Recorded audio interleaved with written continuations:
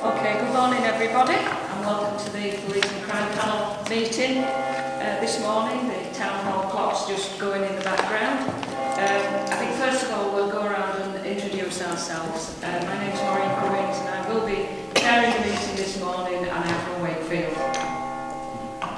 Good morning everyone, Councillor Oliver Edwards from Leeds City Council. Morning, I'm Councillor Chris Hayden from Bradford Council. Morning everyone, Councillor Stratton Hamley from Bradford Council. Josie Scully, Wakefield Council Officer. Morning, I'm Superintendent Daniel Warmley, Head of Change in our Corporate Services function at West Yorkshire Police. Good morning, John Roberts, Chief Constable, West Yorkshire Police. Hello, Alison Lowe, Deputy Mayor for Policing and Crime. Hi, Wendy Stevens, Research and Performance Manager for Policing and Crime, supporting Alison. Good morning, Neil Hudson, Policy Manager for Vision Zero, supporting Alison for Item 6 Road Safety. Morning, Trevor Lake, Independent Member. Morning, Councillor Janet Russell from Bradford Council. Morning, Councillor Anne Kingstone from Calderdale Council. Morning, Sharon Fraser from Wakefield Council, Legal Advisor to the panel. And Fiona Bernardo, Wakefield Council and Policy and Partnerships Officer. Right, good morning. We do have apologies from our Chair, Eileen, and several other apologies as well, Fiona. We've got apologies today from Councillors Eileen Taylor, Andrew Carter, Jackie Ferguson, Gwen Lowe and Anthony Smith, and from Joe Sykes. Okay, thank you. I think I have to say at this point that we do have several apologies, but we did change the meeting from May to April, and of course we are in that period when the election period, so people have other priorities. So okay, we'll move on to the next agenda item, which is the minutes of the meeting held on the 6th of February. Can we approve those as a correct record? Yeah. Okay, thank you. Matters arising. I've got... Oh yeah, sorry, I was going to come on to that. Yeah, just a couple of alterations to the meeting. Fiona, would you like to read out those alterations? Yes, sorry. So in the minutes, 6.12 should read 6.20, and that should carry on. So just a small error there that will be corrected. And then at point 13 on the minutes, the date and time of the next meeting is down as today's date, Friday the 17th of April. At the time of the meeting on the 6th of February, that meeting was the 6th of March, so apologies for that. That'll be corrected for next time. Okay, with that, can we accept the minutes? Okay, matters arising. I've got a couple of people want to raise issues. Item 6.1.9. Thank you very much. The Mayor agreed to report back to the panel with regular information on the Community Safety Fund budget and grants position, and to work with local authorities to address risks to funding for schemes. And I just want to refer to published key decisions in asking about this, because one of the decisions that was published was to approve a total allocation of £3,600,000 and some £1,000 to support community safety partnerships. And I wondered, is that roughly in line with what has previously been awarded? So there's not been any reduction, and where are we at with this, the status of this funding, because it was questioned? Yeah. So we receive about £5 million, just over £5 million from Home Office to spend on our priorities, and ever since Mark Burns-Williamson was PCC, that money's always been passported to local authorities and the police. So a couple of years back, in fact when Russ was the deputy, we agreed to split the allocation between the force and the local authorities. So the local authority bit is the 3.8 million, and then the rest goes to West Yorkshire Police, and we've got a separate arrangement with them and a performance framework. And obviously what we've been saying to local authorities is next year we're going to be looking at putting bids for funding for things like CARA, by the Women's Safety Unit, exploiting the opportunities that the new VOG strategy presents, because there are some big ticket items that the Mayor wants to continue to fund, but the funding for those things ends at the end of this financial year, which is why the money is safe for this financial year, but next financial year, 27-8, is when any cuts are likely to be implemented. But we want to start the consultations and negotiations about what might change very early, and we're meeting all the local authorities on the 12th of May, all the CSPs on the 12th of May. I'm meeting them personally to start to talk about what we might do differently if we don't get that external funding that we're bidding for. If we do get that external funding, we have no intention of making any changes. But this is about delivering the Mayor's overall priorities, and CARA, which we know, even though we're not able to give you the report yet because it's still embargoed, but we know that West Yorkshire, as evidenced, is efficacious, because 71% of those people who go on CARA don't go on to reoffend. That's delivering the Mayor's pledge around VOG. It's also delivering the 50% reduction for the government.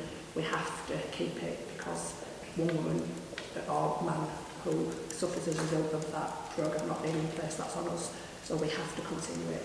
And then the Women's Safety Unit, well, we'll talk about that a bit later on, but we think that's really showing dividends, and the Mayor wants to continue that commitment. So something's got to give. But we're hoping the VOG fund will fund that, and then we'll have to go back to local authorities. Thank you. Okay, thanks for that, Alison.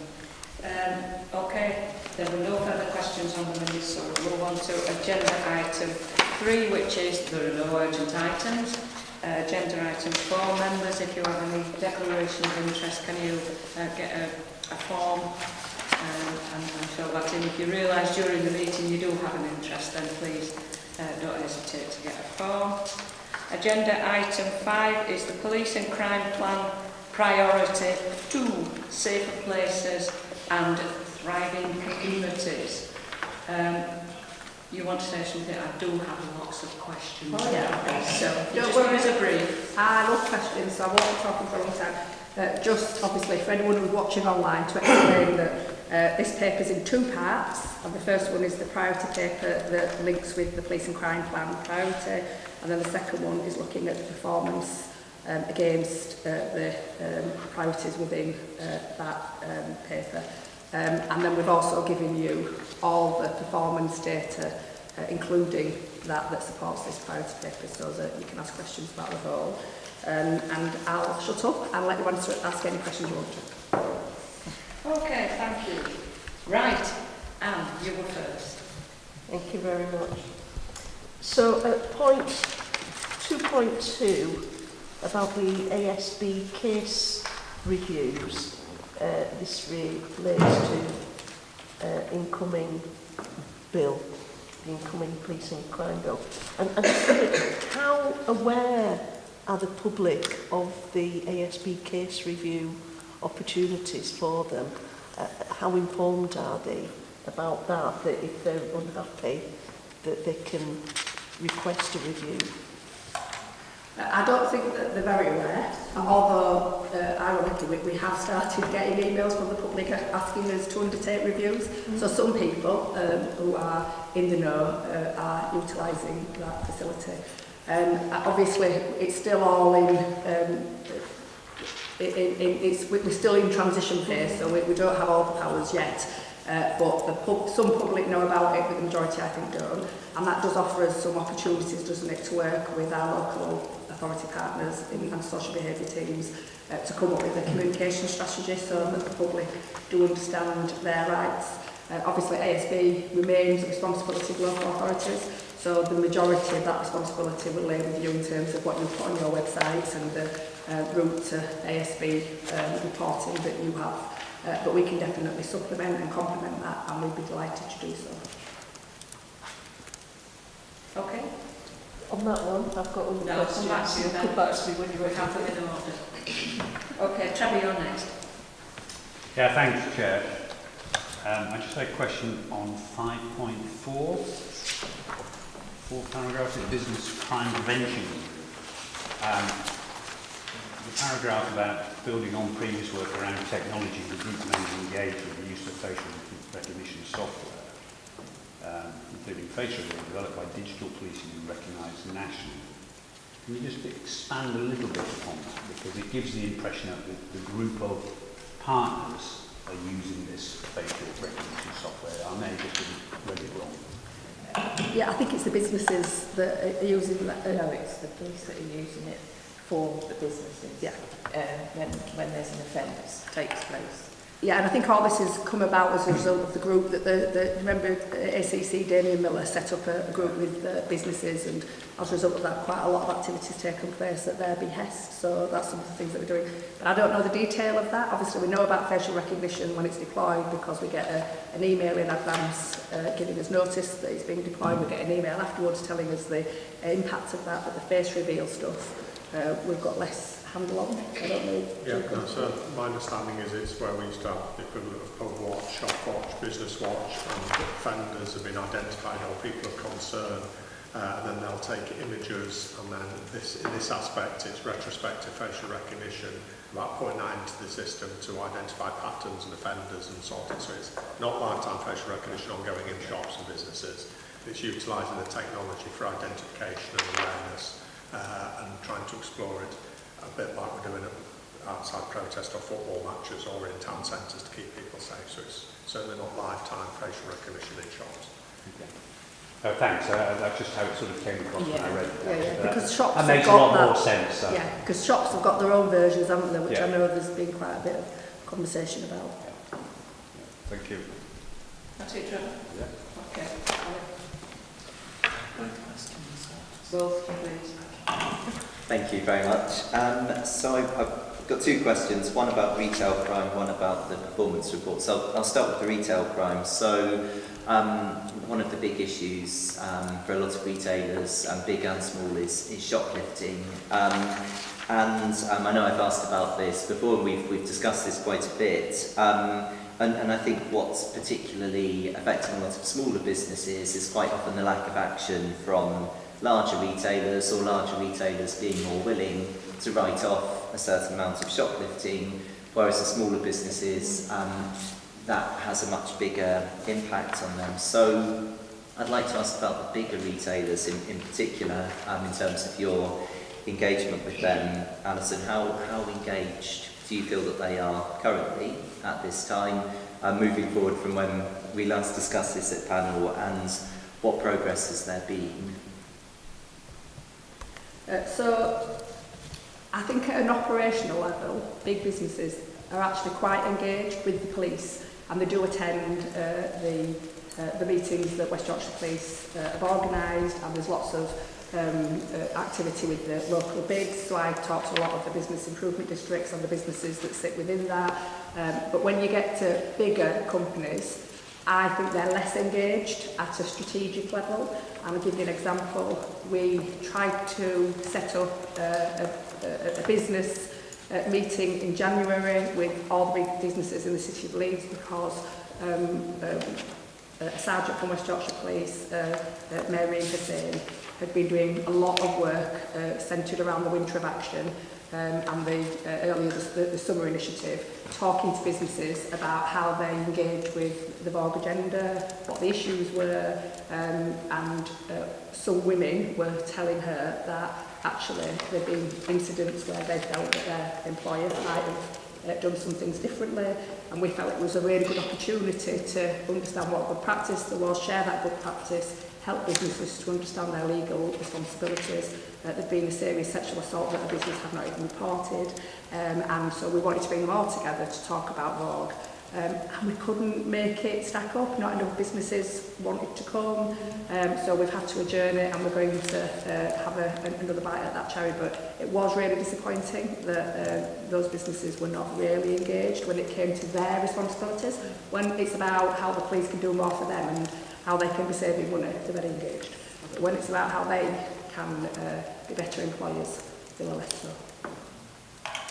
Thank you. I think, and that does to some extent tie up with my experiences when it comes to particular bigger businesses. I won't name them. I won't name either. But I do think that, I mean, certainly even in my area, I've noticed the difference between different stores in the local area in terms of how they engage with the police, in terms of how they share information, and so I do think there needs to be much greater uniformity between different branches, so I would support the work that you're doing there. And we're bringing in the business advisor, Mandy Media, to reach out to those big businesses that she's already got very strong relationships with, so that we can get some engagement going forward. Can I just come up with a follow-up on that, and then I'll bring you back in for your second question. And I suppose my question's not really for you, it's more for the police, and it is around shoplifting. But you will know that over recent years people are not just shoplifting because for the sake of it, they're shoplifting because of the cost of living crisis. I just wonder, and I do believe in Wakefield that they are not looked favourably upon, but they're not necessarily prosecuted, some people, if it is that it's proven that they're shoplifting to feed families. Is this throughout the force? Does that happen throughout the force? I mean, shall I start off on it? My understanding is that actually at the beginning of the cost of living increase crisis, the police did a report for us at a community outcomes meeting, which is still online if anybody wants to see it, which was really interesting in that it did paint a picture of a lot of new entrants to the shoplifting arena, I suppose if you can call them that, and a lot of them were young people, and they were stealing food. So right at the beginning of the cost of living crisis, it was definitely the case that it felt that some people were committing crime because they wanted to eat, and that was about a quarter of all offences. However, the majority of offences were people who were living in living with substance abuse, and that was driving their theft. And my understanding is now that that is still the case, that the vast majority of retail crime, retail theft is linked to substance abuse, but also has links within serious organised criminality. And if you look at the data, as a result of the summer and winter initiatives that the Home Office asked us to undertake, we've had a 17% reduction in theft from the shop, and there's been an increase in the arrest rate of 7%. So we are responding, policing is responding, and there is the MPCC national, I think it was a strategy that they developed around shop theft and how they were going to respond differently and better, and I think that's definitely been evidenced over the last 2 years. The Chief Constable might want to have more. No, I think you've said it all. It will be the case in some, but it's predominantly based on forms of addiction and hardship and an ability to get money.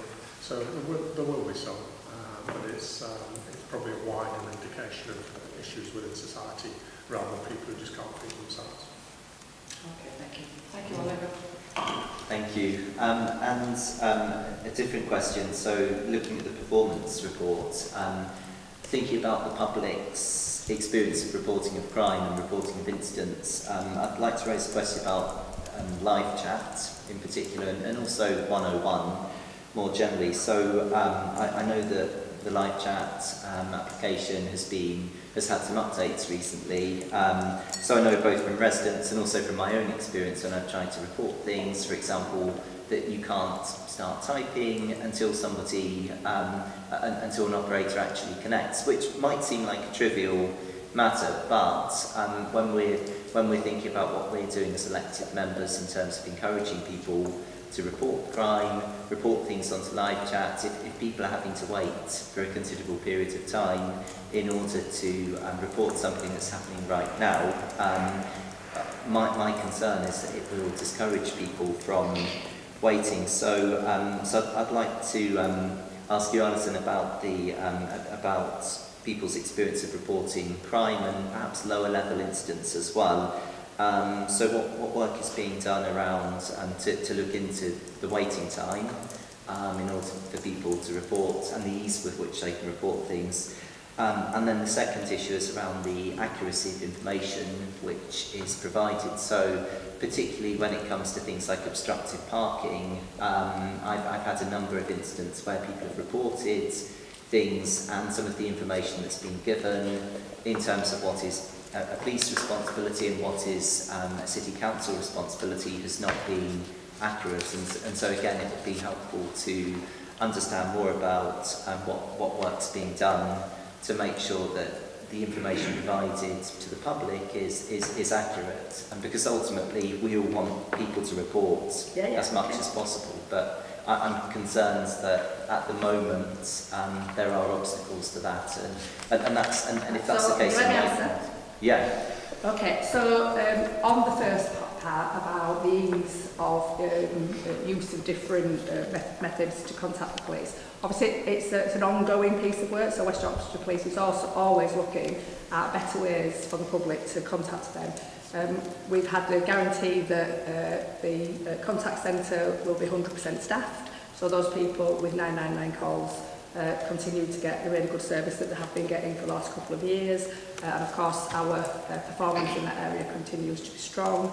101s are monitored every day, so the length of waiting time is a performance indicator that West Yorkshire Police monitor on a daily basis, and they're always looking at ways to improve that, but they're also looking at ways to drive some of those 101s onto online chat or other ways, because obviously it's easier if the public use the right medium to get contact with the police, depending on the seriousness, level of risk, all the rest of it. So that's an ongoing piece of work, and always looking at things like AI, looking at technology, how can we improve that? So it's an ongoing piece of work. The second bit about how do we know how accurate it is, West Yorkshire Police have just entered into a pilot with the NPCC. It's vaguely in the back of my head, the detail of it, and I'm sure the Chief Constable can add more. But this is about looking at retrospectively at calls and looking at the detail of those calls and how well the members of staff heard what was being said, reported to the right place, so that the training can be improved and that any lessons that need to be learned can be learned, but also what can then be moved to different media. Could it be moved to an AI? Could it be moved to a different technological way of working in order to improve the efficiency of the contact centre? It's a live chat with it.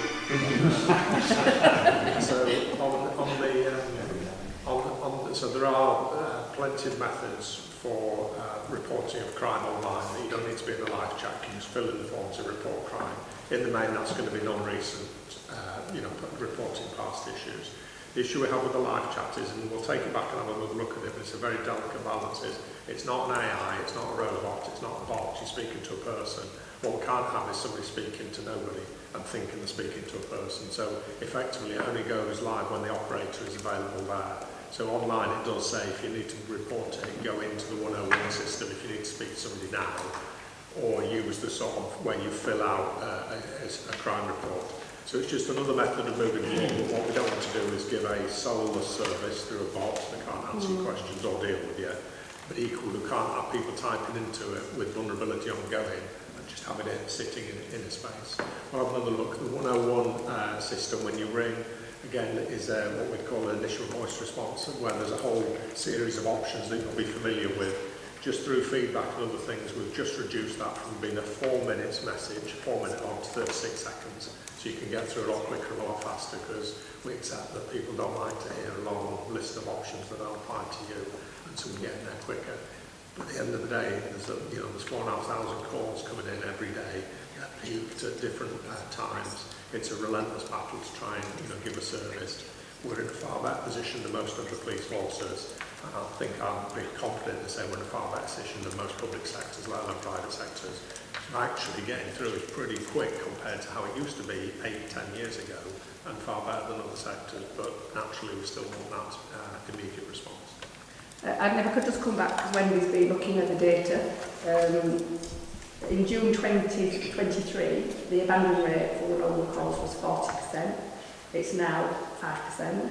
and 101 calls answered in less than 1 minute on average, and it was 8 minutes. So you can see that the progress is definitely happening, and we need to celebrate that. Can it be improved? Always. That's the, that's the test, isn't it, for all of us? Small question. Thank you, and please no bots. So the 101 statistics, does that include live chats? Is that included in the figures, or have we got separate figures for live chat? Because I think that would be, I appreciate what you're saying, Chief Constable, about reducing the menu of options, but I think it would be quite, I would find it quite helpful, and I'm sure other panel members would, to know more about live chat specifically in the figures. Yeah, I mean, I think it'd be quite difficult to get accurate figures, because obviously when you're waiting for someone to come on, I don't think the timer will start until the person, until the operator logs on, in which case the waiting time will be 0, but the person might be waiting to type for a minute or 2 minutes. So I don't think the system will pick up how long someone's waiting to type, because how will we know? We'll have a look at it. I think the new system does, but it's a... Well, you know rather than me, we'll have a look. We discuss it. Okay, so we'll come back on that one. Bruce. In a slightly similar vein, regarding reporting of crime and confidence in the police within the communities that are most affected by antisocial behaviour, I represent a couple of different areas that have that. But I'm told time and time again that when people call the 101 phone line, they're receiving completely different information every time. Sometimes it's incorrect, and I know it's incorrect because what they're feeding back to me. And in some cases, there's just a distinct lack of interest in taking the call, wanting to engage with them. Some of it, I haven't got evidence, but verbally what's said to me, some of it's pretty shocking. Not all of it, not most of it, but some of it is. And it frustrates me when we've got really, really good neighbourhood police in our area, but the way the public contacting the police and the public face of it is the faceless 101 operator, who in some cases are great, and in other cases seem to be doing the best to try and give a bad representation of the police. So I want to know, what's your understanding of that situation, and how are you working with the Chief Constable to measure quality and to improve that situation? So is there a performance indicator to the quality of information provided, not just the time that it's taken to answer? Yeah, but thanks a lot, Chris. I mean, obviously people can say whatever people want to say. It doesn't make it true. And you're only as strong as your leaky link. So the two things can be true at the same time. And, it's very possible that someone's having a bad day or has just taken an incredibly distressing call and is distracted when somebody phones about something that is of, a lower level risk than the thing that they've just taken. And I think sometimes the public is focused on their stuff and they're not always kind and think about what has this person that I'm talking to in the contact centre just had to deal with. And let's be honest, it's Suddicks, it's homicides, it's all sorts of terrible things that you and I thankfully have not had to encounter. So that's the backdrop. I know that there are performance metrics because I've been into the contact centre. There's things all over the walls telling, lifetime telling people how many calls there are. The calls are recorded, and the pilot with the NPCC is another way that the quality of the responses from the public can also be monitored. If anyone was unhappy about a contact with somebody in the contact centre, then there's a complaint process, and they need to, rather than come to you and moan about, this wasn't as good as I thought it could be, they need to give us the evidence by complaining, allowing an investigation to take place. That call will be recorded. You'll be able to then put the time and energy into understanding what's happened, whether or not the public, members of the public is right or whether they're not right, because they're not always right, as you and I both know. And I'm a member of the public, and I know that I'm not always right either. So it's a bit unfair in a public setting to call into question the integrity and hard work of the contact centre, is all I'm going to say. I've got experience working in the contact centre myself, doing it for many years in the past, and I've worked when it's been targeted predominantly on the speed of the call and the speed of delivery on that, and I've got direct experience of seeing staff members get rid of calls as quickly as possible when it seems less important to them because it helps to achieve those targets and it actually presents a good picture. I'm confident that that's not happening with the priority all on call time rather than quality information. I mean, I'll let the Chief Constable come in because obviously these are his staff. I am confident that the vast majority of people are doing a great job, the vast majority of the time. Will there be occasions where people don't live up to the expectations? Of course, for some of the reasons that I've said. You know, it's a very traumatic environment where terrible things are happening all the time. You know, people have bad days, we're all allowed to do that. But I am confident that the performance metrics that are in place, the oversight, because I've seen it, I've seen, you know, staff, the managers walk around, there's the constant checking in with people, and it's one of the very few bits of West Yorkshire Police, it's 100% staff, so that is something that's very helpful, I think, to the staff who are in the contact centre. But, you know, will one or two or more come in one day and, you know, they should have stayed at home? Absolutely, that is the case. Having said that, it's not helpful to make generalisations. We need evidence, we need facts, and if you bring those facts and that evidence and those individual cases, they will be investigated. And if any member of staff is in that contact centre, or shouldn't be in that contact centre, then the right processes will take place. Chief Constable. Can I just intercede before you come in? I think sometimes as well it's about call expectation. Sometimes we hear things that are probably a different version because they didn't get what they expected to get. So I think it is a two-sided coin. As an elected member, I've heard one or two comments, but you're only hearing one side of the story. So I'll let the Chief Constable come in. There is qualitative and quantitative assessment of individuals, so it isn't all about the speed and the data and individual assessment around that. Yes, you're right, human nature is if there are misinterpretations of culture about speed, which is why we spend throughout their training, the 2 years of their probationary training, a long time where there's then reviews of every cause and feedback on the nature and substance of the cause. I'd agree with what Alison said, if there's evidence, the beauty of this is every single call is recorded, everything is recorded, and so if there were to be then repetitive service failings by individuals, then we can get straight into it and get into that feedback loop. There is then wider assessments around not only speed but the victim satisfaction and the victim surveys that we're doing is not just about the ability to get through, but about the quality of the call handlers. I think we see that later in. So yeah, we're alive to it, it's a real thing, it's a human thing, they're all human beings. As Alison said, they might be having a bad day or it might just be circumstances. But there are genuinely plenty of opportunities to give that genuine feedback about the quality of service and not about the speed. And then just the average waiting time for a web chat yesterday was 19 seconds. Councillor Edwards. I do appreciate what you're saying, and I'm not saying that the staff I'm not slagging the staff. What I'm saying is no one's going to put a complaint in because they've got the wrong information.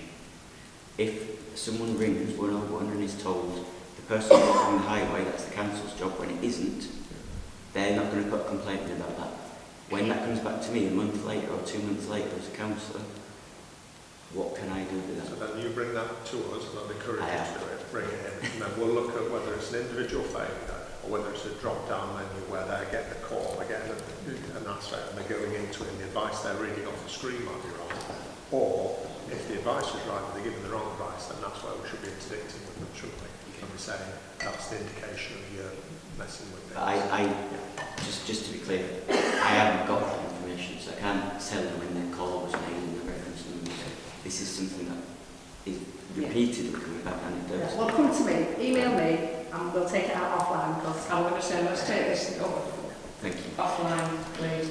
But it does beg the question, Alison, and I've just whispered to my friend next to here, it would be nice if we could see the call centre, maybe visit the call centre, just to see for ourselves what actually happens, what the pluses and minuses are, so that would be good. Is it back of here? Yeah, if you could take that on board, I'm sure one or two of us would like to actually visit the call centre just to see what happens. Could have our meeting there if it's just down the road. It's not an approval for me, but we'll definitely take that offline and organise that with West Yorkshire Police because I think you will be very impressed.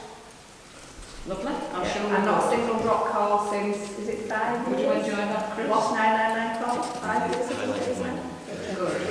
Yeah, I mean, I'd recommend members go. I'd be in the class. It's very interesting. Obviously, Trevor's me. Yes. Yeah. Where is it? There's two. There's one in Wakefield and there's one in Bradford. And they're both mirror images of each other. Lovely, okay. So if you take that on board and take this off. Yeah, we'll sort it out. Anne, you're next. Thank you very much. I've still got a few questions left in I this. know, yeah. Item if good. My first is about the neighbourhood policing guarantee. In September we'd achieved 69% of the required uplift. Just wondered if you're confident that by the end of March we will have achieved 100% of the required uplift. Yeah.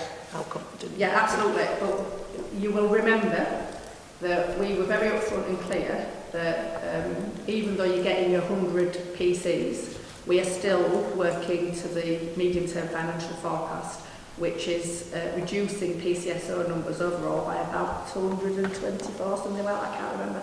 And so, if you're looking at NPT resources through that lens, net, it will always be lower, because obviously those PCSOs are reducing. But in terms of the 100, we're there or thereabouts. I think we've got 94, and that's because people leave and then we've got to replace them. But so we're there or thereabouts. And this is an ongoing conversation with the Home Office. We told the Home Office that this would be the consequence of the cap. They've released the cap for all bits of the police, but not for neighbourhood policing teams. So you are getting your plus 100, but we're still delivering PCSO reductions. I've got you down for another one. Janet.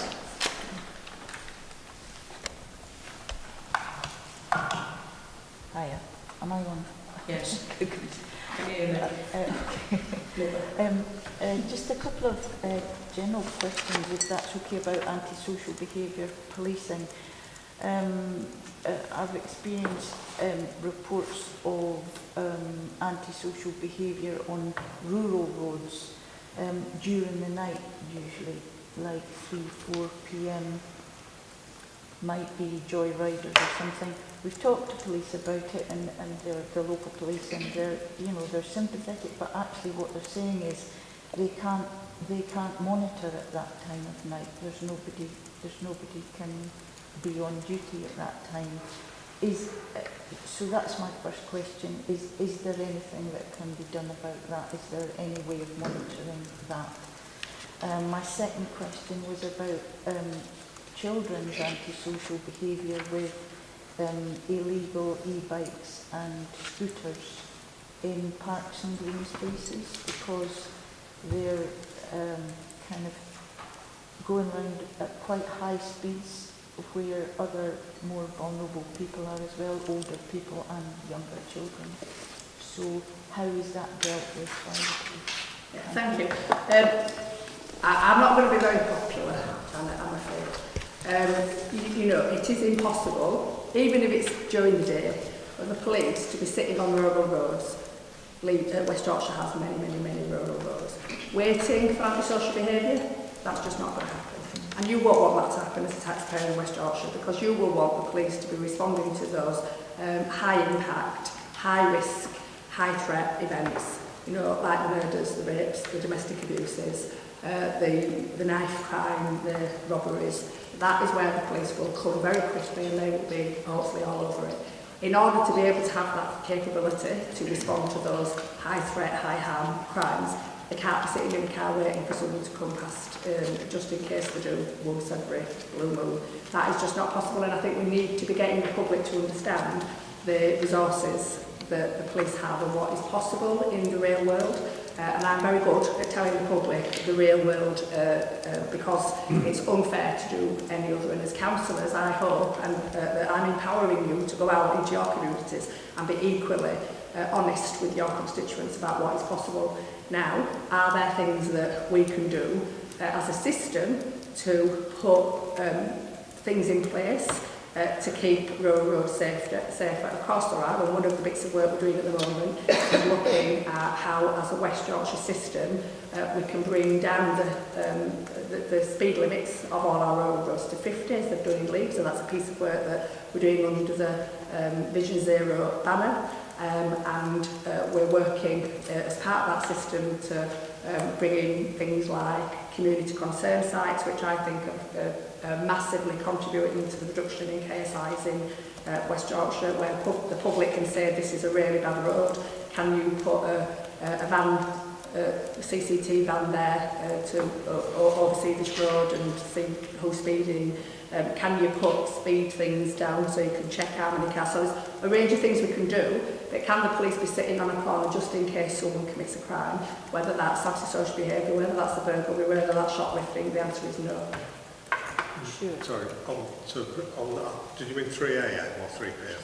3am. Yeah, so I think what's happening there is the neighbourhood policing teams work a shift pattern, they don't work full nights in order to provide visibility, accessibility, familiarity to the members of the public and councils, because they want to see them when they're out and about. What they're trying to say is, probably unfortunately, is we're not there, we can't do that 3 o'clock. However, if they put the intelligence in and you put the intelligence in, subject to the deployability, as and when we can, we will deploy the resources like the roads policing team or patrol teams or firearms teams or others. But that's a rarity because, as Alison said, we're tied up with other things.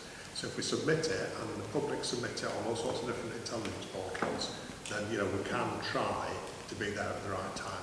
Often it won't be joyriding as such, it'll be linked to organised criminality potentially, or just people who should be doing what they're doing. So we will do our best, but within reason. Yeah, and it's a problem-solving approach, that's what they'll do. If enough people complain, they'll bring all the right partners in, and they'll do a problem-solving occurrence, approach, and then they'll put all the resources in. But it's a one-off fixed thing, because that's happening all over West Yorkshire. In relation to your second question about illegal e-bikes, we've talked about that many times here. It's massive. Obviously, we've got to work with government about the really poor messaging around e-bikes, because there are those pilot areas where e-bikes are not illegal, and then we've got places like West Yorkshire where you're not allowed to drive an e-bike on a public highway, and yet people do. I saw someone yesterday, literally on a motorway. It was like stupid, but people do these things. And so we need a strategic response from government about e-bikes. We need to stop the supply because there are businesses selling them, not giving the right information. You can ride an e-bike, but it's got to be on private land, and obviously people don't say that when they're selling this expensive equipment. They're very dangerous.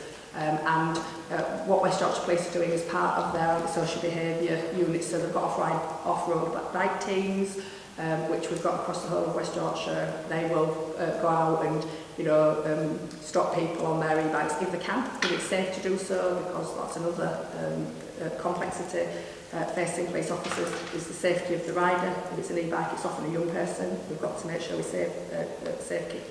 guard that young person. But it's a big issue. There's been a lot of work done, I think, in Leeds on e-bikes. And there's a little task force which we're going to hopefully learn all the lessons from and roll out to the rest of West Yorkshire. We're doing work with food industry, because a lot of the e-bikes and electric bikes are linked to food businesses, and we're trying to work with local authorities on a licensing scheme. So there's lots of things that we need the government, the legislation to catch up with and to help us with. But this is a daily problem for policing, and this is something that comes up very often on doors with members of the public. And when we did our police and crime plan consultation, this was nearly at the top of what people said was their number one antisocial behaviour issue in their locality. So just to support that, it's my favourite subject there, but so the park warden that the council used to employ could have solved that, as could the youth worker that the council used to employ could have been deployed on an evening to solve that, as could the PCSOs that the council used to deploy to solve that. So it's a joint responsibility. The irony of it all is you're asking one organisation about a joint legislative responsibility for community safety on land owned by a council. We will do our bit, but don't, it's a bit harsh on occasion to land it all on the police's shoulders. Because guess what? When you've all done your budget and said we haven't got the money to do that, that's exactly the same as happening in policing. So let's not shrink apart and just hold it all on agency. I'd encourage you to, in your council meetings, ask what provision has been made to support young people and divert them away from that sort of behaviour. And Alson's right about legislation and change. It's it's a sensitive issue and a challenge, and a very dangerous issue as well, you know, which we'll try and encounter. Yeah. And just to say that in Castleford, I think you've got a city centre warden there, and that is massively impacting, which work, and this warden works alongside policing. And I was at a recent senior leadership team meeting with West Yorkshire Police, and they're saying that's having a massive impact on antisocial behaviour. Really, really good feedback, and that's because of the partnership between Wakefield Council and the investment that you've made. I think there's a pot of money that you've got, and you're investing that into wardens in Castleford, and it's been really, really good. So, I think illegal bikes are going to be a hot topic for some considerable time, and you're absolutely right. Until there's a change in the legislation, there's not a great deal we can do, but it's not just kids, is it? You know, I can give an example, we all can, but they're often on pavements, and they're not people. They're people who should know better, and there seems to be, nobody seems to be doing anything about that. I know that here in Wakefield there is an initiative happening at the moment around trying to stop e-bikes, but until you or us as a council get more firm legislation on what we can do, there's not a great deal I don't think we can do about it. But it's frightening all the people to death, particularly when they're on the pavements, and it is the delivery drivers, as you say, the ones with the Just Eat thing on the back, you know, it really should be stopped. Oliver, you want to and I should just say that Neil's reminded me that we have written to the DFT about e-bikes, and also about how do we get the data to understand the scale of the problem, so that we can understand what the response might be. I've forgotten that we've done that. Thank you, and it's a huge issue in semi-rural and suburban wards like mine, but also city centres as well. Alison, I just wanted to pick up quickly on something you mentioned about the supply of e-bikes, which I thought was an interesting point, and their use on public highways. So if somebody purchases one of these e-bikes and the information hasn't been provided, what enforcement options are there for the police currently, and by whom, if it can be demonstrated that that information has not been provided? Because it seems to me like that might be one possible angle in the absence of that so support. the police have no role. That's a trading standards matter. Having said that, there is no legal requirement on anyone selling. So if you're selling a washing machine, you don't say don't take the plug off, or don't stick a needle through this, or don't stick a knife through that.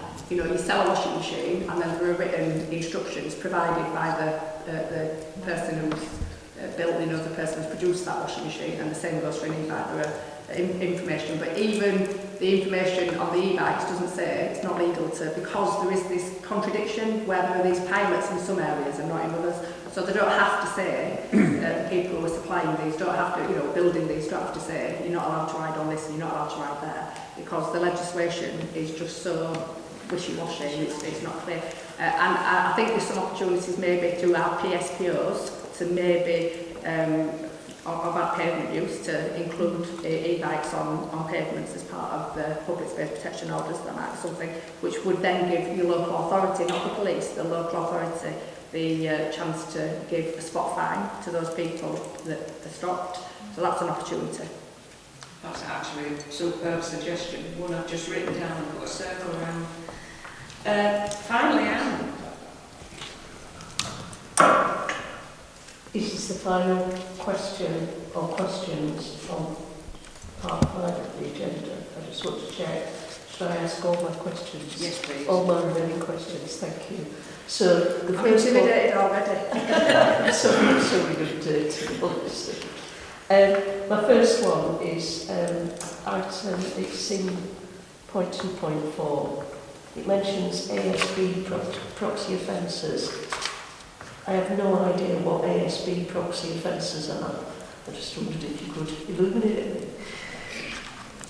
I think I'm referring to the antisocial behaviour isn't a crime.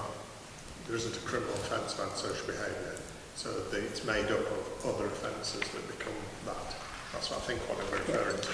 Yeah, so antisocial behaviour isn't a crime. There's no statute about antisocial behaviour. It's not actually antisocial behaviour. No, isn't it? Well, it is. I'm trying to understand what it says. So harassment or damage or threatening behaviour is antisocial. Riding a bike recklessly is antisocial.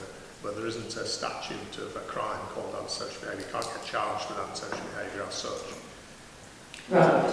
So as part of the government initiative, they told us what they were looking at as antisocial behaviour in town centres, that sort of thing. So when it's talking about this is particularly about the summer surge. So there was a particular group of offences linked to antisocial behaviour. So it was, as the Chief has said, about harassment, public order offences, but they detailed them so that they could then say, have they gone up or down? So we had a list of offences, criminal offences, but as the Chief has said, antisocial behaviour incidents weren't included because there is a bit of ambiguity between forces as to what's recorded and what isn't. So it's not something they could look at nationally and say it's gone down this much, whereas crime offences, there is a crime recording standards, everybody should do it the same way, so they could then say this has gone down. So that was what they meant by ASB proxy offences. In our performance monitoring report, if you go into the ASB, you'll see we have ASB incidents, which across West Yorkshire are recorded the same way.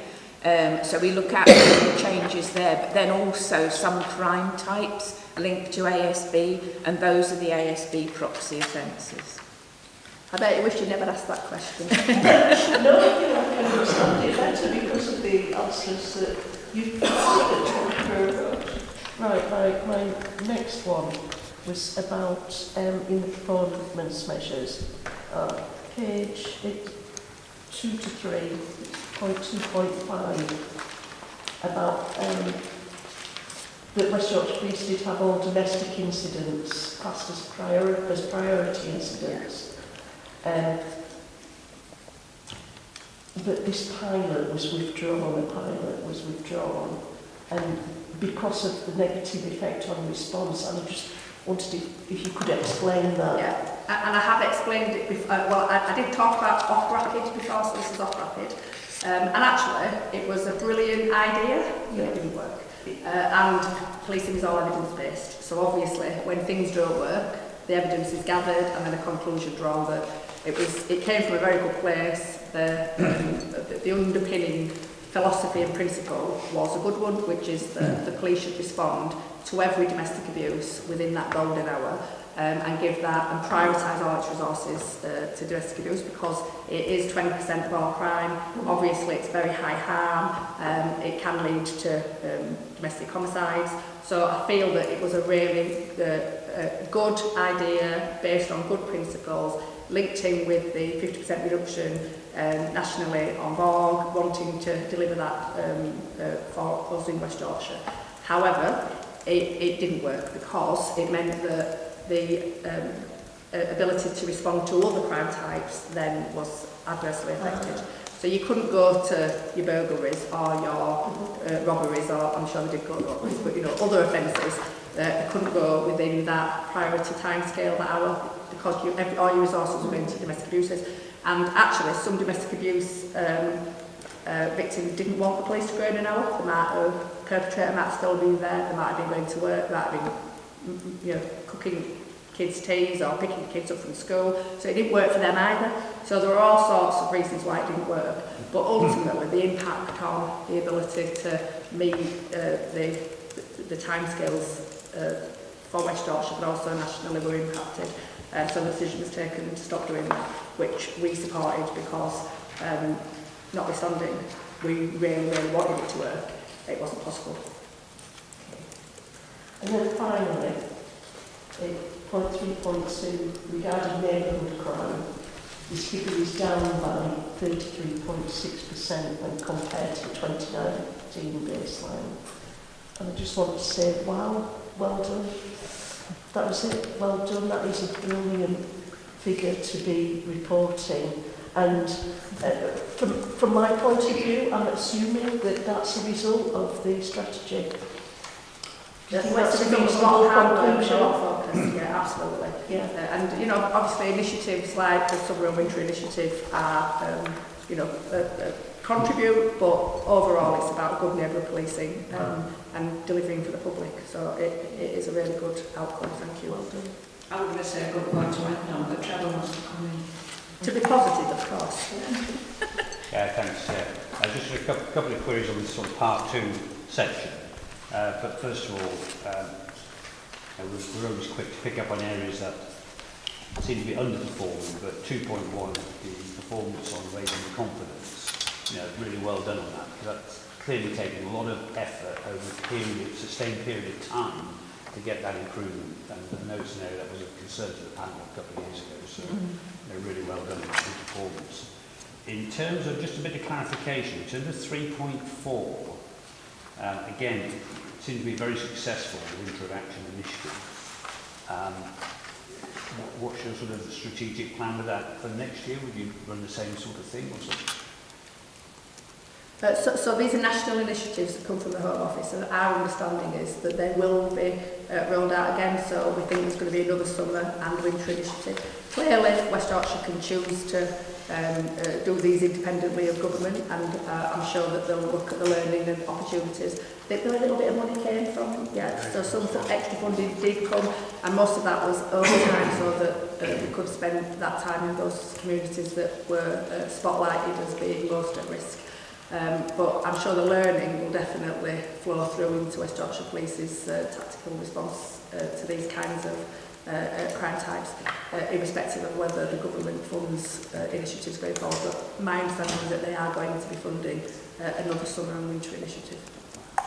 Thanks for that. And then just a final point of clarification. The last paragraph, 4.1, around Operation SNAP, again, tremendously successful initiative you introduced here. I mean, you're talking about 10,000 submissions a year. I mean, it's a huge number. And it's stayed in there, 66% result in further action. So again, very positive. It then says, and 48.6 resulted in the offer of a driver refresher course. That's not and, is it? Sure, that's of the 66%, 46%. Yeah. Okay, so 16% of those resulted in a conditional offer. Yeah. Yeah, and obviously I could say lots, but we'll pick it up in the next Yeah, no, I understand that, but I mean overall, 10,000 of those submissions, even 66% result in further action is very successful. Yeah, and I was watching the TV a couple of weeks back, and they were talking about OpSNAP nationally, and I think we make up more than 10% nationally, because I think it was something like, we get 60 odd thousand, and I'm thinking, we're at least 10% of that. So it is massive, the way that the public have embraced OpSNAP, and not just OpSNAP, they've embraced keeping our roads safe 100%, and because of the public, things are slowly improving. We're not complacent because obviously it's not all going in the way that we want it to go, but we can really see a shift, and the public have been behind us every step of the way, so thank you to them. Yeah, thank you. Okay, thank you. That concludes section 5. Oh, sorry, no, we don't. Apologies. I know you're desperate to just move on. Just whilst we talk about performance, there won't be another opportunity today. I just wanted to bring something to the panel's attention in the sense that crime is down, confidence is up, outcomes are going up, victim satisfaction has improved over the last year, and there's a whole host of good performance indicators. So West Yorkshire Police is progressing in the right direction. There are definitely areas in which we need to learn and adapt and change on. So our inspectorate is HMIC FRS, and they come now every 2 years. We've had only 18 months between the last inspection and the beginning of the next one, or the current one, because we were at the end of the last process and we're at the beginning of this one. They were with us last year, they came two weeks field work in January, and they've just delivered their hot feedback, and then they give us a very bland factual accuracy report. What I'm working up to telling the panel is, having read that factual accuracy report and listened to the feedback, I'm not so confident that the next inspection report is going to be as favourable in its gradings as it's been previously. So I'd ask you to read the report, read the narrative, listen to what the HMIC says when it comes out. I don't know the gradings, I'm just applying my professional judgment. But the HMIC are very clear that if you get more than 3 areas for improvement in a single area, then automatically, irrespective of your performance, it requires improvement. And I've seen what I think will be a lot of minor area for improvements, but when you bring it together. So I'm just going to give you a little forewarning and transparency. I'm not concerned because we're in a completely different place to where other metropolitan forces are and most other big forces. But just reading the rooms for what I've seen, it may not appear as favourable, and it doesn't necessarily mean that things are going in the wrong direction. Just treat it with a balance. Okay, well, we'll take that as a heads up. Yeah. But we'll look forward to the report. That's why. Other questions that might? I'll definitely look forward to that. Okay, thank you. We'll move on to agenda item 6, which is Vision Zero. Who's taking it? Yes, I'll just introduce it, but I'll very quickly, because obviously we're going to get to the questions. So the latest Vision Zero report, obviously this is been my baby because I started all this alongside our partners. And I like to remind Amanda Carter, although she's not here, that she was one of the, and Geraldine of course, the two Carters, they were the people who triggered a lot of this challenge from the panel, and this is the response that we came up with Vision Zero, and it's going great guns, and Neil will just take you through a couple of highlights, but if you've got questions, we're really happy to answer them. So in terms of where we're looking, the number of people killed and seriously injured continues to decline year on year, which is very positive. Just to add to the paper that you have got in front of you, we are now under 1,300 in terms of KSIs, which is a continuation of the downward trend. In terms of the all severities for RTCs, that has now reduced below 5,000 as well. So these are provisional figures for 2025 because I wanted to bring it more to life in terms of more current data. The reason that we've got 2024 data in the report is because that is the most recently verified by the DFT, but we are moving in a positive direction. What I will temper that with, however, is in terms of fatalities, unfortunately, provisional data is showing 2025 is marginally above the 2024. But we did have a particularly difficult winter, January, February, March of 2025. That has been reviewed as it is referred to within the paper, and we couldn't find any specific reason for that. But I can confirm that where we are today versus last year is a much more favourable figure in terms of where the fatalities are. But I will just reiterate something that Alison is very, very keen to say at all events is one death on our roads is one too many, and we do completely accept that, and we are working towards that zero. I was going to say that's why it's called Vision Zero. I've just spotted something in the under 1.2 of the report, which I think is excellent, by the way. I do have a question as well. I've just something, and one of your priority areas is antisocial behaviour, which is we've just been described as a proxy, and not. I don't know. It's a priority in here, but yeah, it's a proxy crime.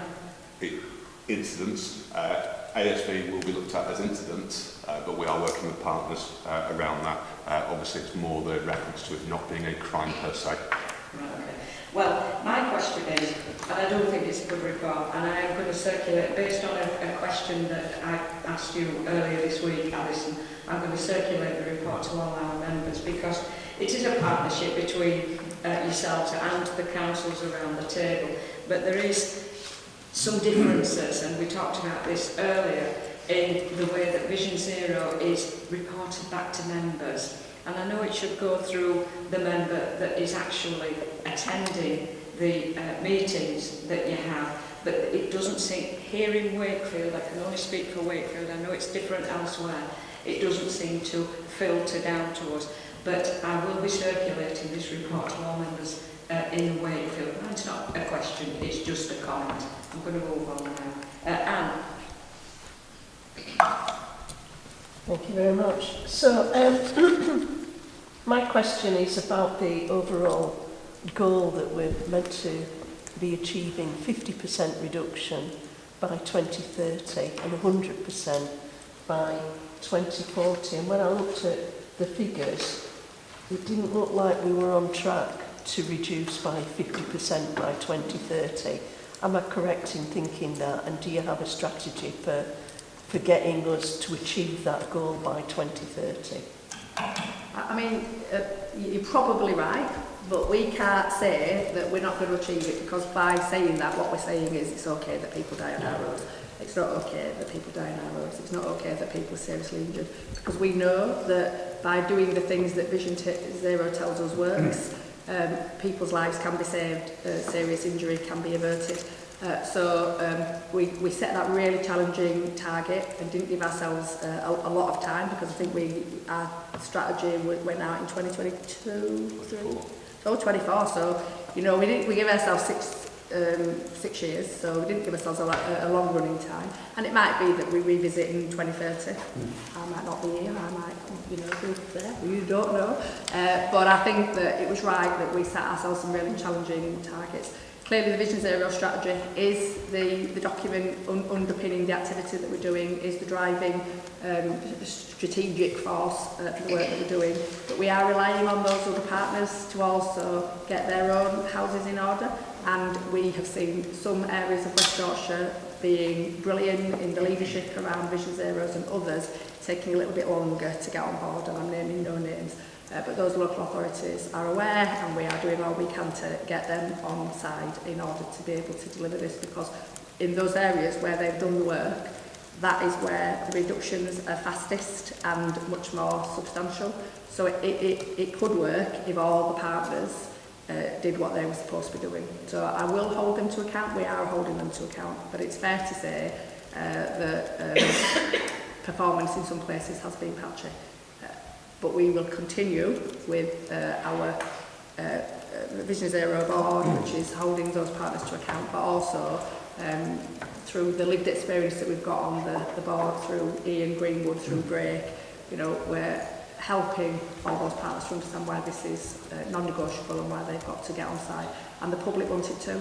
It's massively important to the public, so we're going to continue.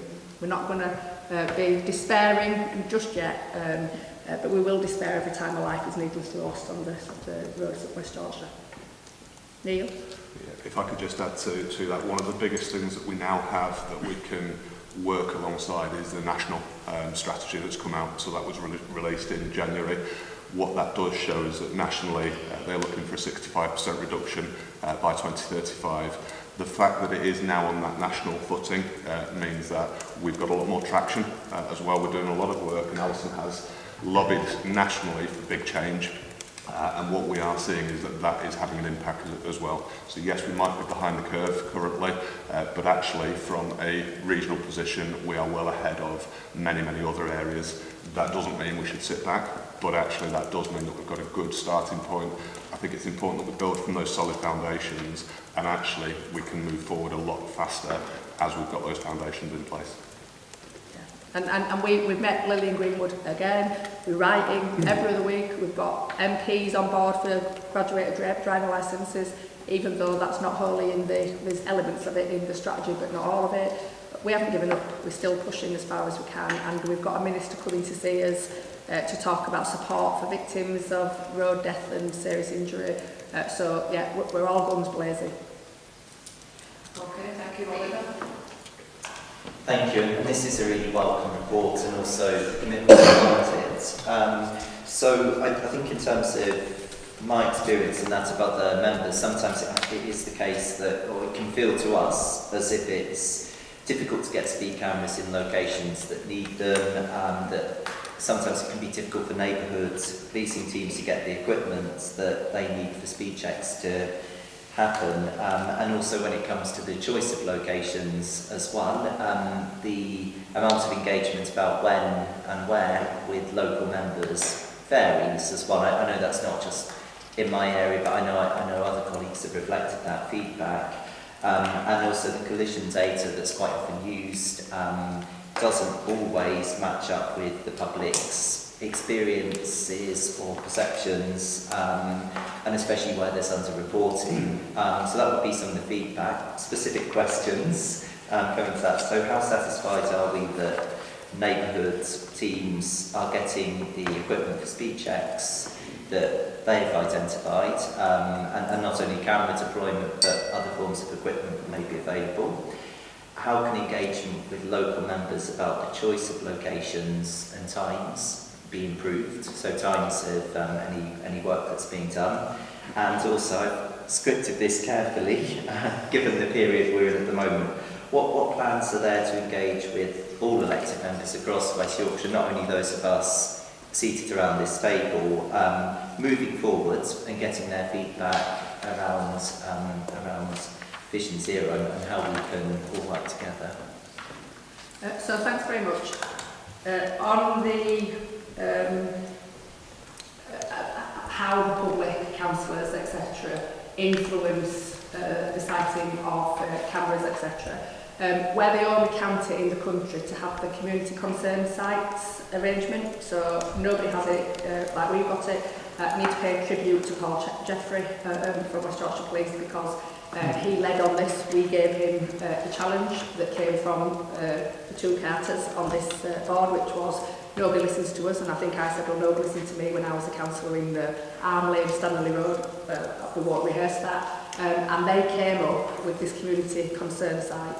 And what that means is, now on all your council web pages, there is a link to a community concern site page, and members of the public can say, we're worried about this road because of this reason, and it triggers an evaluation of that road by the West Yorkshire Safety Camera Partnership, and if the threshold is met, and it's much, much lower than the previous threshold, which was somebody has to die, let's be honest, that was the previous threshold if I could get a camera.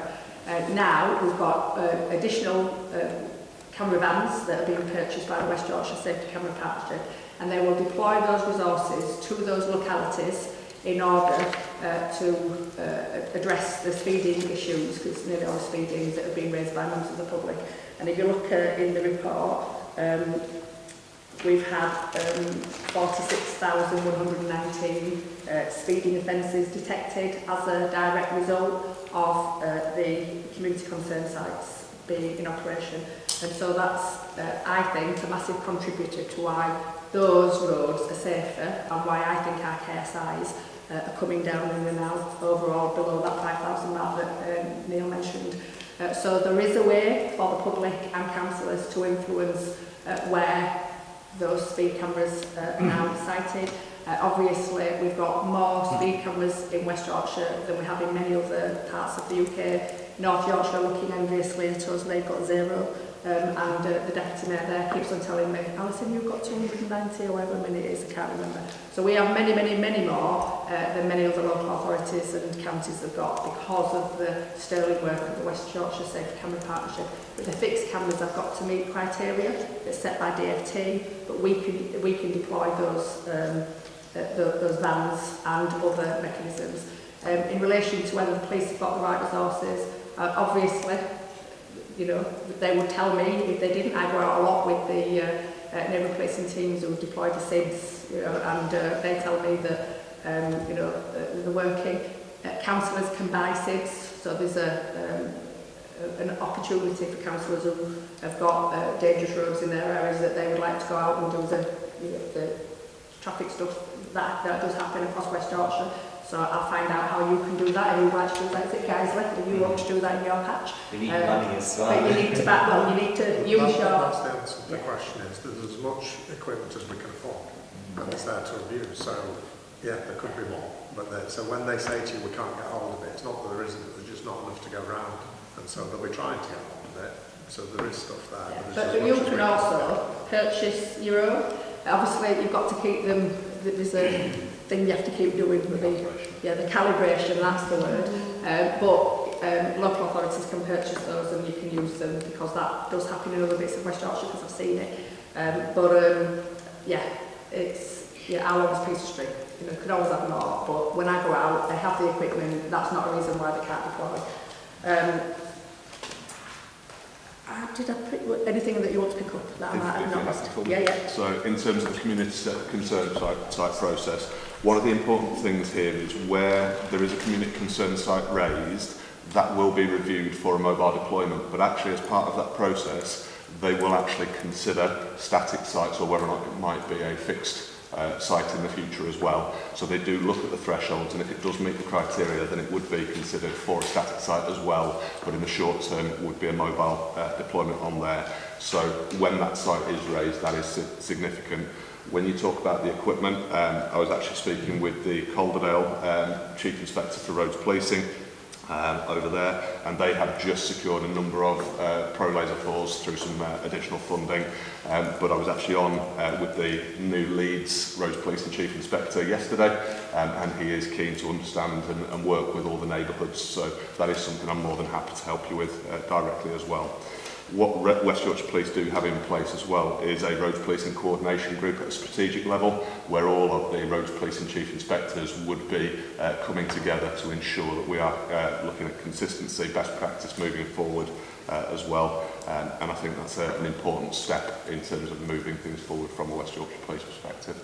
And I forgot to say that Lillian Greenwood, when we met with her a couple of weeks back in Calderdale, was really impressed with the community concern site, so which has asked us to send, well, we have sent it, all the information, the strategy that underpins it, and all the policy documents. So she's asked us to send that in its entirety, because she thinks it's a really good model for the rest of the country, and hopefully it will be rolled out as such, because it is.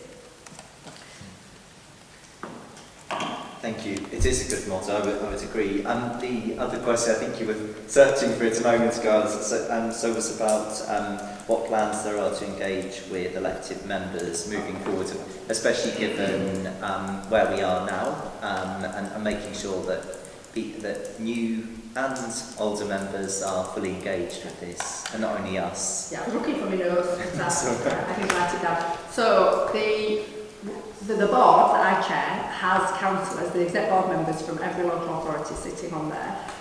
So it's Jonathan Pryor in Leeds. And my expectation is that it's their responsibility at that strategic level to feed back to councillors in their areas. We've got a huge communication function. We've got one person, but he's brilliant at getting stuff out. So we're sending things out to the public all the time about what we're doing, and it's working because we're getting a lot of engagement from the public. But also, we're working with local authorities at an operational level through your officer group. So all the directors of highways meet on a regular basis, and all the operational decisions about your local authority in West Yorkshire are made by those operational decision makers. What we need to do really is find a way to get some of the good stuff that we're doing down to our councillors. Now, we don't have the capacity to be talking to however many councillors there are in West Yorkshire, probably 400. So we do hope that those 5 strategic councillors sitting on the exec will do their job and share that information accordingly. But also you've got local Vision Zero strategies, and your local council should be engaging with councillors on that strategy. So Leeds has definitely got one.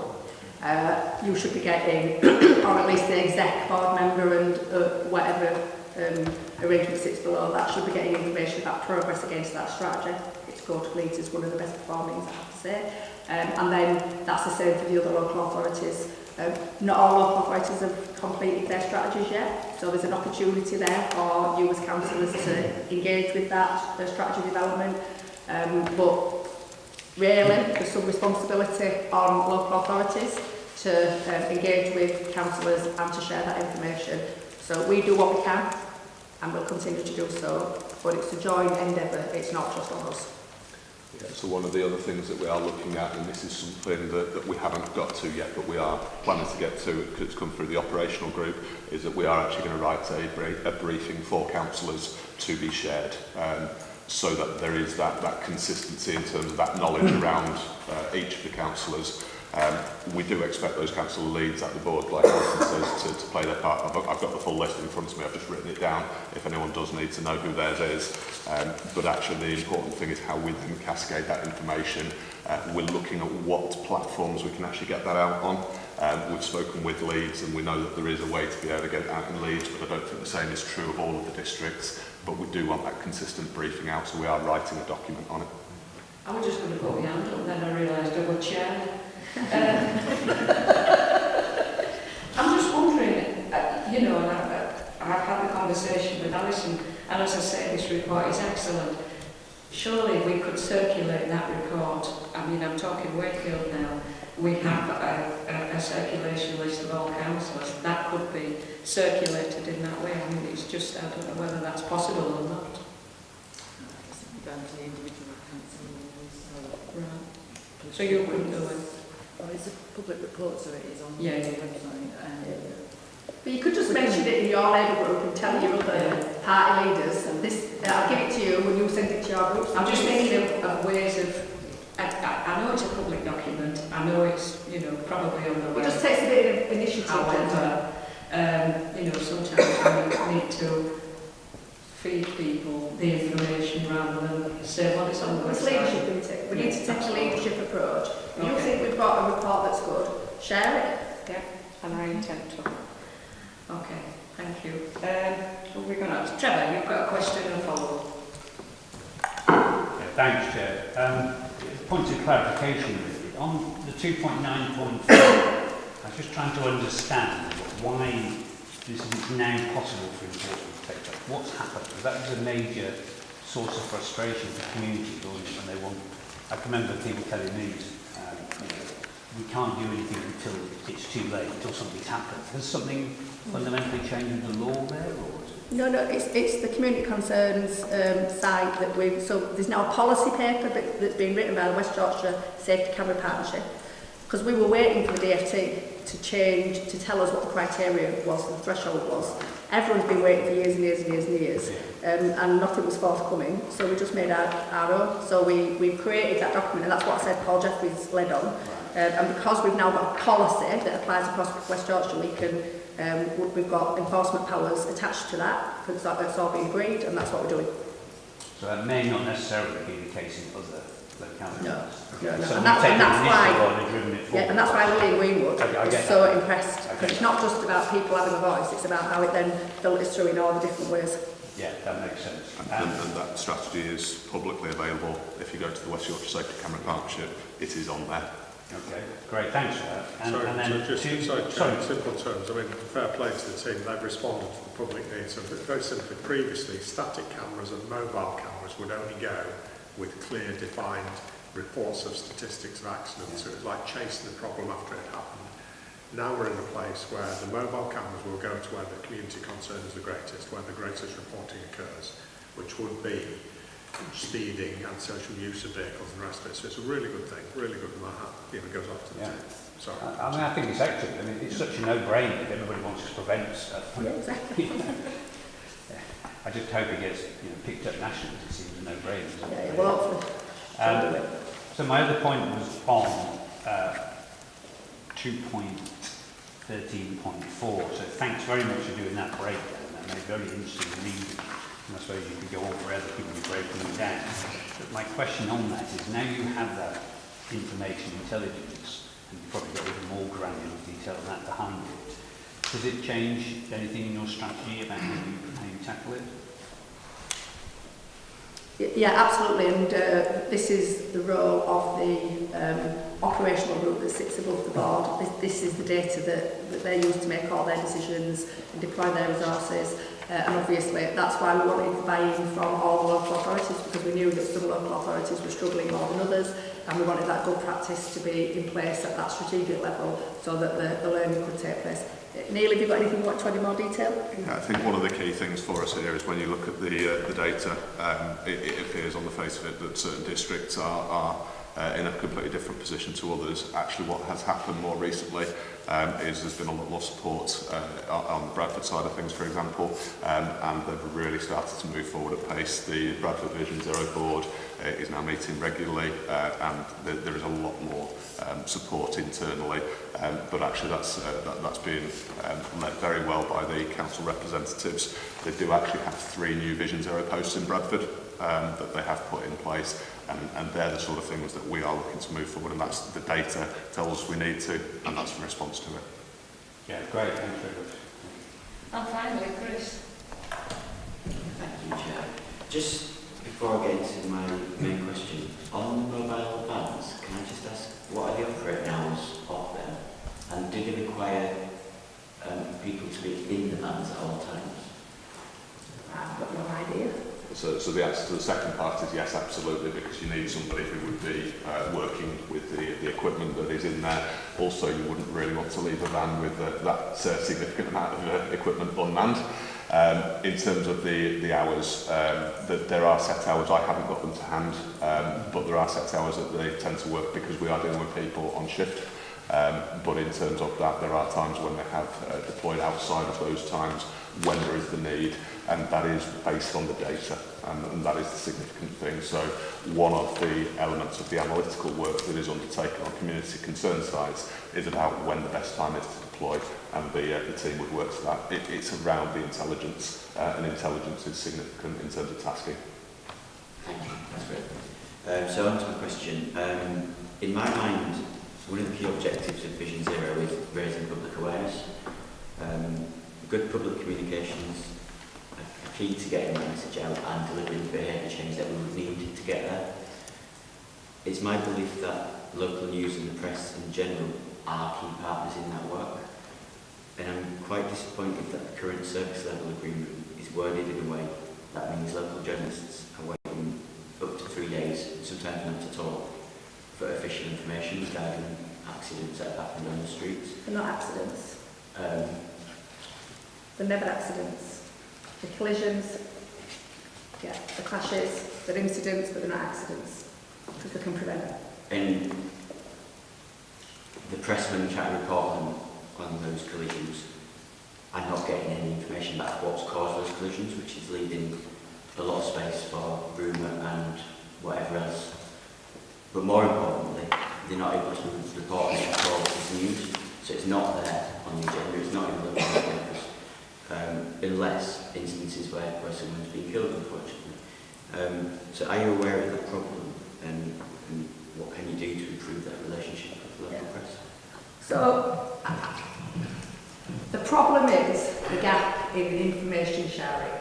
It's not about who gets that information, because for me, it's the families, any victims of KSI, they're the ones who are the most important. The wider community, possibly, if it means it prevents the crime, but the people who matter to me are those people most closely impacted by that, and that doesn't always mean journalists. I think that it's impossible, and rightly so for the police, to give information about the cause of a crash, collision, whatever you want to say, but not accident, because there is often a lot of complexity involved in understanding what the cause of that crash was, and the police could be in an invidious position of presenting an outcome before all the work of the forensic collision investigation team has taken place. Now, I've been to visit the forensic collision investigation team, and I can tell you that the amount of work that goes into understand what the root cause of an incident has been. It can take many, many months, and sometimes even years. There's a case of a young girl who was killed outside a supermarket at a bus stop, and I think that took several years till the police were able to emphatically say this is what happened for all sorts of reasons, and some of that might be about medical evidence, it might be about the highway, it might be about waiting for dash cam footage, it might be about all sorts of other things. So the expectation that the public have got the right to know is not in my view a valid expectation, because there is a process that has to be followed to get to the truth, and the family deserve for that process to be undertaken in the time that it takes, and that might be longer than they wish, but the time that it takes is the time that it takes. What we're doing at West Yorkshire, Tracy and I, are overseeing the processes that the forensic collision investigation team have to make sure that time is the shortest possible time. And so one of the things that we did, for example, is when we brought forensic collision investigation capacity across all four forces, so west, north, south and Humberside, a lot of staff left, there's not a lot of capacity. The training, the accredited training, because you've got to be a maths genius to do this job, I couldn't do it, I have to say it, the things that they have to understand. The accredited training could only have 2 places on the national course every year, and we were something like 20 offices down when we first merged about 5 years ago, so we were in a bit of a difficult situation. But what West Yorkshire did is they created their own training team and their own accreditation took some years. It's now been signed off for the last 2 years, and now we're delivering training to other forces because we're now not in the, at the whim of this national provider that only let you have 2 people. So now we're fully staffed and we're able to give the best and most effective and efficient service to the people of West Yorkshire. So it's a really complicated picture. Talk about visiting people. If anyone's interested in the amazing work of the Forensic Collision Investigation Unit, it will blow your mind, the things that they do, the complexity, the light, the roads. They spend hours and hours and hours understanding what's happened. And so the public will get to know, when it's time for the public to know, the people who are at the heart of all this are the victim's family. The coroner, obviously, in the end, will determine what has actually happened. And we need to honour those processes. And if we get pushback from journalists, then we need to say to journalists exactly what I've said to you. Apologies, I think you misunderstood the entire thrust of my question. I'm not talking about the serious injury and death cases, because in those cases the service level agreement says 24 hours, and that appears to be happening. I'm talking about all the other collisions that are occurring, and I'm not asking people to solve a crime and then provide information as to how it occurred. I'm talking about the basic level of information that would allow journalists to report on a collision that's taken place. Because without any information, for instance, they might not know what vehicles caused it. There might be a lot of people wake up in the morning to put a wall just on the floor that they drive past on the way to work and have no idea how that's occurred. So we talk about really basic information about what's occurred.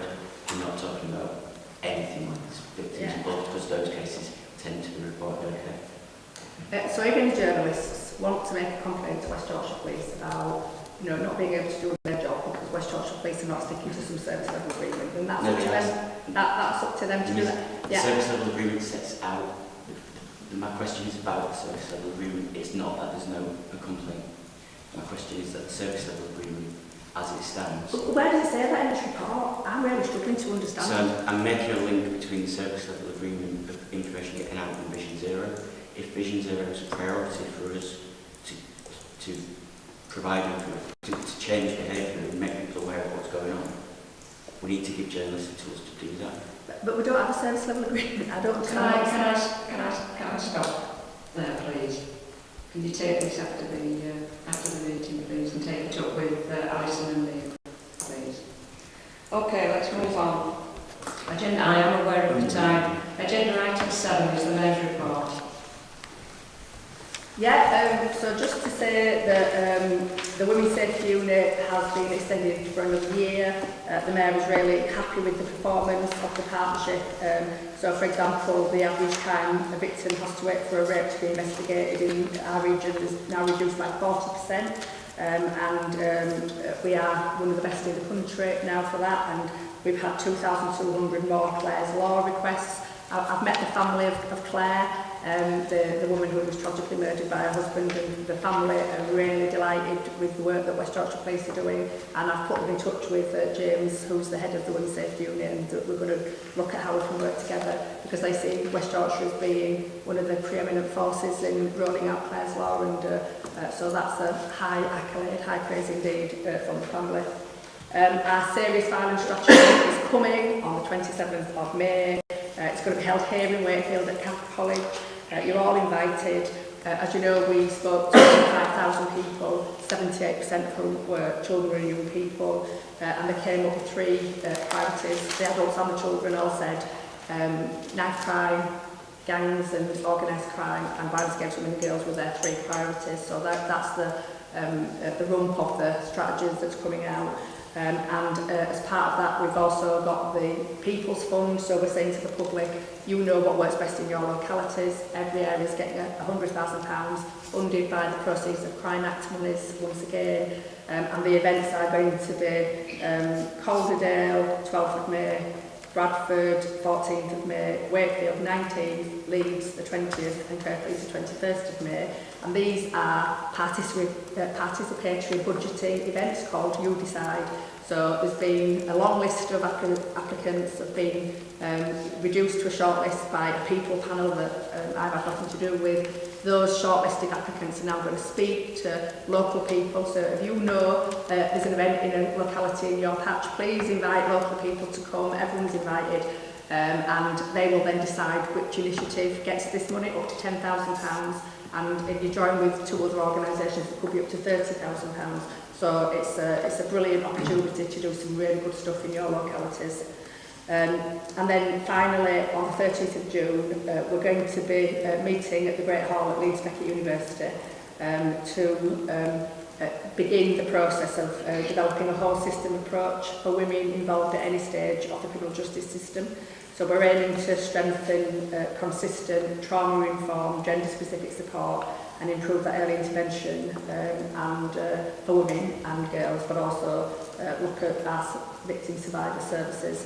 So again, it's aligned to the government's Women's Justice Reform Programme and it seeks to build that shared good practice and understanding of what's happening with women in the criminal justice system. Because the more women you can get out of the criminal justice system, there'll be concomitant benefits for things like social care, because you're not having to look after people's children, but children won't be looked after, won't fail in their academic endeavours, all sorts of brilliant byproducts of doing this work and doing it well. So again, anyone who wants to come, 30th of June, you are more than welcome.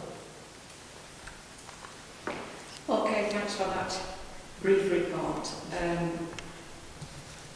I'm really pleased that the safety unit's got the extension for a year. I mean, I think it's a vital resource.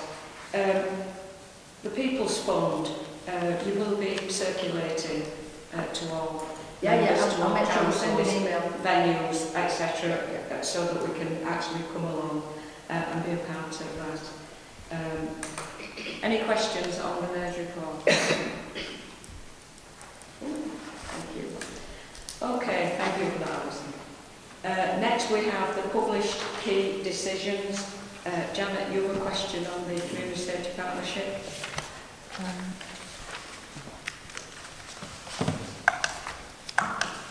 Thank you.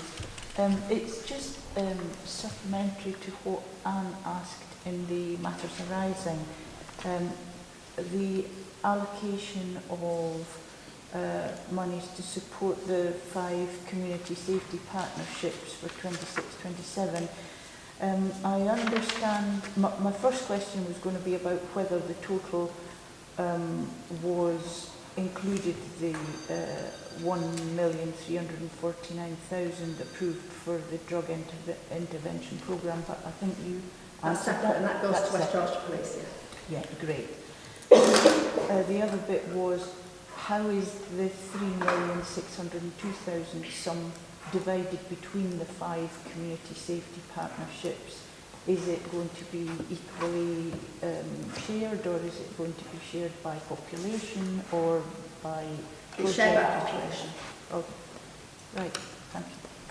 I can't tell you what it is because you asked me in advance to send it to you, but I can't do it. But Leeds gets the most, then Bradford, then Kirklees, Wakefield and Colby are very similar. Thank you. Any more questions on agenda item 8, the key decisions report? If not, then on to the agreed action log. Trevor, you have a question?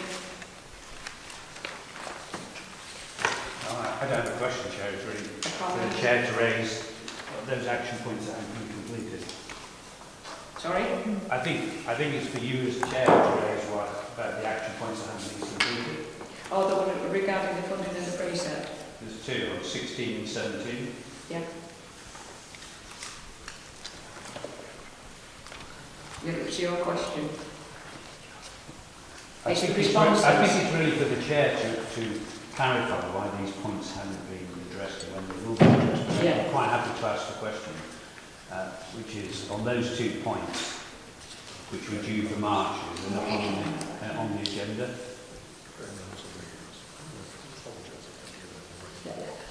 So the grey rolls and levers, I'm trying to find the paper but I can't find it.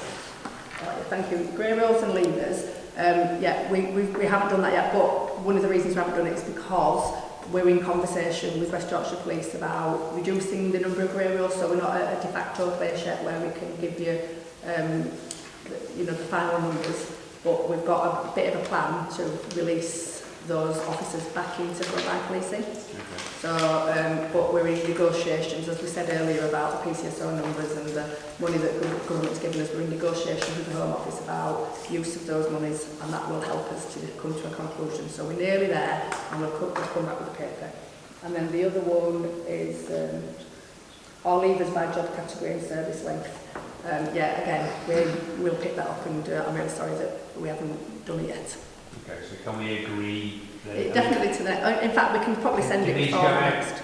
Separately before, because otherwise we're into June, aren't we? It'd be quite nice to tie these up to this year's, if that's possible. I don't think there's anything in there that is obligated. I mean, I think we just need to make sure that we pick up this stuff in our office. I understand. And and I suspect we haven't taken it through governance. That's what we should be doing, and because we've had a lot to do and everyone's been really busy. So what have we agreed then, by when? Well, we're going to do it before. No, I don't feel any pressure because I won't be doing it. We will do it before the next meeting, so that you get it. So not for the meeting, before the next meeting. So as soon as we can possibly get that data, we're relying on West Yorkshire Police now to provide that data, and I feel a bit unfair because we should have asked earlier and we didn't ask, so that was our fault. Thank you, Trevor, for taking that up on my behalf. Janet? Just to say, it wasn't just about numbers, but about what the grey roles were, what different roles they were. I mean, mainly detention officers and contact, but we'll definitely do that. Okay, any further questions or comments on the agenda item 9, the action log? Okay. Agenda item 10. Oliver, you wanted to bring something up on the forward plan?